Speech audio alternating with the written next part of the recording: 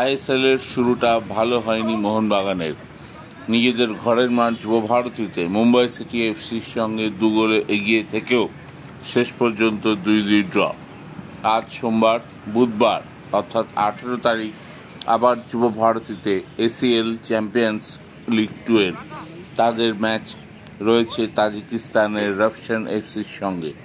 মোহনবাগান সমর্থকদের এখন সবচেয়ে বড় প্রশ্ন এবং নাম্বার 1 কোয়েশ্চেন, জেমি ম্যাকলারেন আদৌ ওই ম্যাচে খেলতে পারবেন কিনা।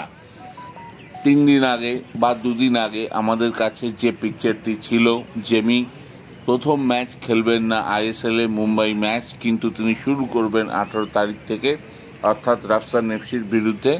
তার অভিষেক ঘটছে মোহনবাগানের জার্সিতে, এটাই জানা ছিল। কিন্তু আজ সোমবারের লেটেস্ট যা খবর বা প্র্যাকটিস দেখে যেটুকু বোঝা গিয়েছে, তাকে ছাড়াই রাফসান ম্যাচের প্রস্তুতি শুরু করে দিয়েছেন মলিনা। জেমি ম্যাকলারেনকে ছাড়াই ঘুঁটি সাজাচ্ছেন মলিনা তাজিকিস্তানের দলের বিরুদ্ধে।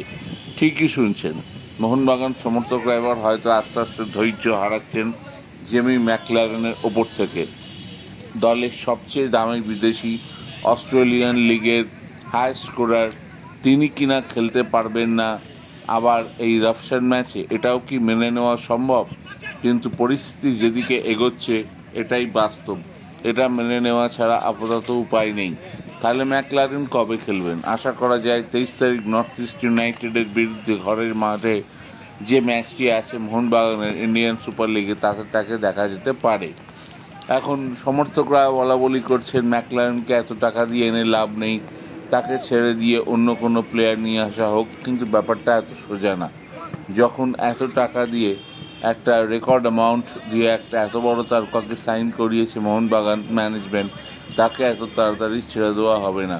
তো কিভাবে এই প্রবলেমটা সর্ট আউট করে মোহনবাগান ম্যানেজমেন্ট, এটাই আমাদের লক্ষ্য থাকবে দেখার। যাই হোক, এই ভিডিওটিতে মোহনবাগানের প্র্যাকটিসের বিভিন্ন অ্যাঙ্গেল আছে, আশা করি আপনারা এনজয় করবেন এবং স্পোর্টস লেগকে সমর্থন করবেন এবং সাবস্ক্রাইব করবেন। Thank you.